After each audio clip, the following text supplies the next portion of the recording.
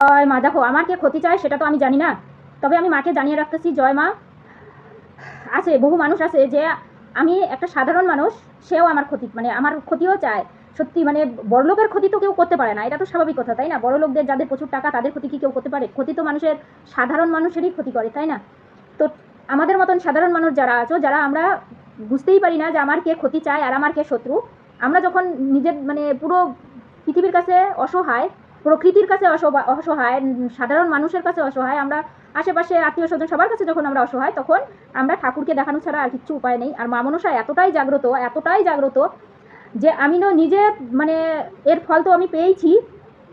মা মনসাকে ডেকে সত্যি আমি তো এর ফল পেয়েছি। আর তোমরা যারা যারা মা মনসাকে ডেকে ফল পেয়েছো তারা তো জানোই যে মা মনসা কতটা জাগ্রত। আর যারা এখনো পাওনি বা যাদেরকে এখনো মা মনসাকে ডাকতেও হচ্ছে না, তারাও ফল পাবে, একটু সময় লাগে। কিছু কিছু ক্ষেত্রে এমন কঠিন হয়ে থাকে, সবকিছু আমাদের জীবনের সবকিছু এতটাই কঠিন হয়ে থাকে যে দেবতাদেরও পক্ষে মানে সেই জায়গাটা ফেরত আনতে অনেকটা কষ্টকর হয়, অনেকটা। সত্যি বলছি, আমার ক্ষেত্রেও অনেকটা কষ্টকর হয়েছে, অনেক কিছু হয়েছে। তো একটা কথাই বলবো যে আমাদের জীবনে যখন কোনো কিছু আর মানে আমরা যখন চারদিক থেকে নাজেহাল হয়ে পড়ি, আমরা কোন দিকে আগাবো, কি করব, সত্যি তাই, তখন আমাদের দেবতাদেরকে জানানো ছাড়া কোনো উপায় নেই। তাই একটা কথাই বলবো যে আমাদেরকে আর কেউ যখন মানুষের যখন রক্ষা করতে পারে না, তখন স্বয়ং আমরা দেবতাকে ডাকি। তার মধ্যে একজন এখন মা মনসা।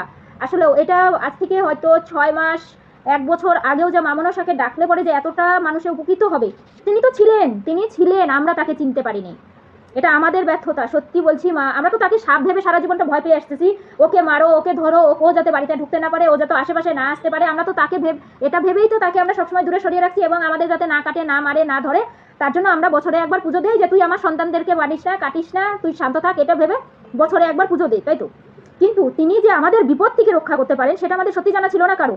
সত্যি এটা জানা ছিল না। শত্রুর হাত থেকে রক্ষা করতে পারেন, বিপদ থেকে রক্ষা করতে পারেন, তিনি রাস্তা দেখাতে পারেন, তিনি সঠিক রাস্তায় গেলে পরে কোন রাস্তায় গেলে পরে সেটা আমার জন্য ঠিক হবে, এটা আমরা কিছুদিন ধরে বুঝতে পারছি। তিনি তো ছিলেন, তার জায়গা তো তিনি দিয়েই ছিলেন আমাদের জন্য। শুধু উনি বলছে আমাকে একটা ফুল দে এবং আমাকে ডাক, আমাকে একটু পুজো দে, তাহলে আমি তোদের সব বিপদ থেকে রক্ষা করবো। কিন্তু সেই বিপদটা কি ছিল? সেই বিপদটা ছিল যাতে তুমি আমাদেরকে সন্তানদেরকে না কাটো, না মারো, তার সেটা না। এখন আমরা হারে হারে বুঝতে পারতেছি শত্রুকেও তিনি দমন করতে সাহায্য করতে পারেন, তিনি সংসারটাকে রক্ষা করতে পারেন, তিনি সমস্ত ভালো করতে পারেন, সংসারে আয় উন্নতি আনতে পারেন, অভাবের সংসারে তিনি হাল ধরতে পারেন, তিনি অভাবের সংসারটাকেও তুলে ধরতে পারেন। এত কিছু তার ক্ষমতা, আমরা তাকে বিষধর ভেবে তিনি খালি ক্ষতি করেন, এটা ভেবে আমাদের ব্যর্থতা, এটা আমাদের ব্যর্থতা। সত্যি বলছি, আমরা তাকে সাপ ভেবে দূরে সরিয়ে রাখছি যে তুই কিন্তু আসিস না। কিন্তু তিনি যে দেবী, তিনি যে অনেক কিছু আমাদের জন্য করতে পারেন সেটা আমাদের কল্পনাতেও আসেনি। এটা আমাদের ব্যর্থতা সত্যি, যে মানে আমার ভালো আমি জানি না, ঠিক আছে, আমার ভালো আমি জানি না, কিন্তু তিনি তো জানেন। এটাই আমাদের কাছে অনেক। আমরা দেরিতে হলেও তাকে চিনতে পারছি। আমরা এই বয়সে এখন তো বয়স তো অনেক হলো, তারপরেও এই বয়সে এসেও আমরা মা দেবী যে এত উপকার করতে পারেন সেটা আমাদের জানা ছিল না, সত্যি জানা ছিল না।